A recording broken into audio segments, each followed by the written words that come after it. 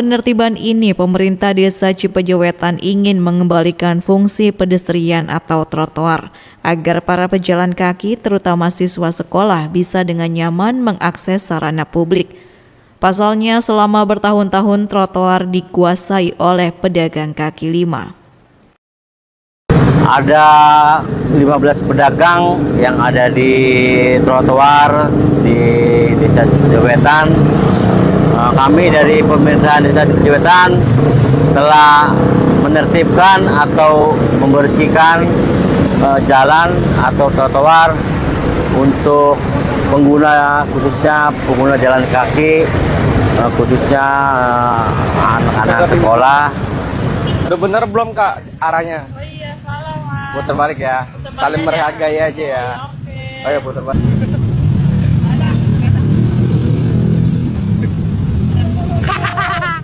Pemotor di Koja, Jakarta didorong mundur petugas.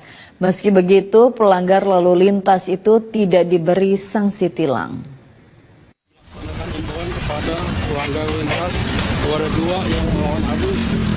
Dalam video amatir, petugas menghadang pemotor yang nekat melawan arah dan melintas di trotoar di kawasan Plumpang, Koja, Jakarta Utara.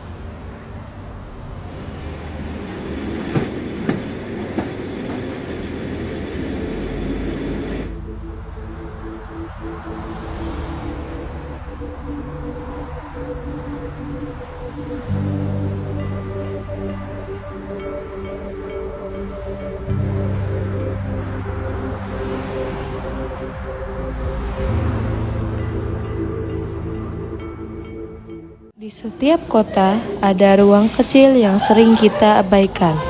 Trotoar, tempat sederhana yang harusnya menjadi jalur aman bagi pejalan kaki. Tapi hari ini, ruang itu semakin sempit, tergusur oleh parkir, pedagang, dan kesibukan kota.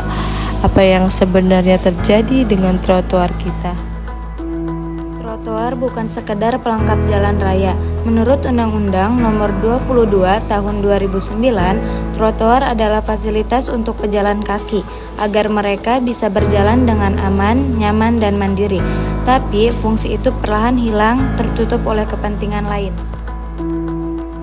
Di banyak kota besar, trotoar sudah kehilangan identitasnya. Motor parkir seenaknya, pedagang membuka lapak, dan toko-toko memperluas ruang dagang ke jalur pejalan kaki.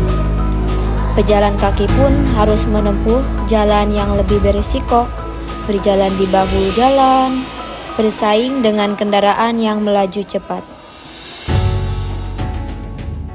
Mengembalikan fungsi pedestrian atau trotoar agar para pejalan kaki, terutama siswa sekolah, bisa dengan nyaman mengakses sarana publik. Gimana nih pendapat kalian terkait trotoar yang dipakai buat parkiran, berjualan, sebagai hak kalian nih pejalan kaki gimana? Kalau di trotoar itu kalian dihalangin sama parkiran atau para penjual yang lainnya? Menurut saya sih mengganggu ya, mengganggu bagi pejalan kaki gitu. Oke, terus apa? Gak enak lah dilihatnya. Gak enak dilihat. Susah jalannya. Susah jalan. Terus oke, saran dari kalian gimana tuh terkait trotoar yang dipakai untuk berjualan? Relokasi aja dong. Saya disediakan untuk tempat berjualan bagi para pedagang. Oke, terima kasih ya. Kak izin mengganggu waktunya. Ya.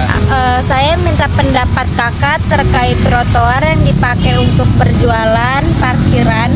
Gimana pendapat kakak terkait itu? Mungkin udah tradisi di daerah sini aja, kayak gak ada yang ngelarang jualan sama parkir sembarangan. Lagipun ini kayaknya yang pada parkir sama yang jualan tuh buat istirahat, dan yang jualan tuh buat ya apa ya, kayak orang-orang yang mau istirahat itu yang buat beli minum ataupun makanan gitu. Mungkin gitu doang. Kakak punya saran nggak terkait ini, solusinya apa gitu? Mungkin apa, kayak pihak yang berwenang ya, ini kayak lebih berkinerja lagi, kayak urusin jalan sini, termasuk jalan trotoarnya benerin juga. Udah sih itu aja. Baik, terima kasih kakak sebelumnya. Ya maaf ganggu waktunya. Dampaknya tidak kecil. Data dari berbagai lembaga menunjukkan pejalan kaki termasuk kelompok paling rentan menjadi korban kecelakaan lalu lintas. Ketika ruang mereka dirampas, keselamatan pun ikut terancam. Ini bukan hanya tentang kenyamanan, tapi tentang hak hidup dan keselamatan manusia. Halo kakak, mau nanya. Bagaimana tanggapan kakak tentang trotoar yang dipakai untuk berjalan kaki atau buat parkir? Oh, menurut saya nggak pantas aja, karena trotoar kan bukan tempat parkir ya atau jalan. Terus menurut aku kayak mengganggu ini sih, kayak buat yang jalan kaki gitu. Baik-baik, makasih ya kak. Mengapa trotoar disalahgunakan? Ada banyak sebabnya yang saling berkaitan. Bagi sebagian warga, perdagangan di trotoar adalah cara bertahan hidup. Bagi pengendara, parkir di trotoar adalah solusi yang cepat di tengah sempitnya lahan parkir. Namun, akar masalah yang sesungguhnya adalah kurangnya pengawasan dan kesadaran kita bersama. Pemerintah kota mulai bergerak. Program penataan ke kawasan, pembangunan trotoar ramah disabilitas, dan relokasi pedagang kaki lima dilakukan di berbagai daerah. Namun, semua itu tak akan berhasil jika masyarakat masih menganggap trotoar sebagai ruang yang bisa digunakan sesuka hatinya.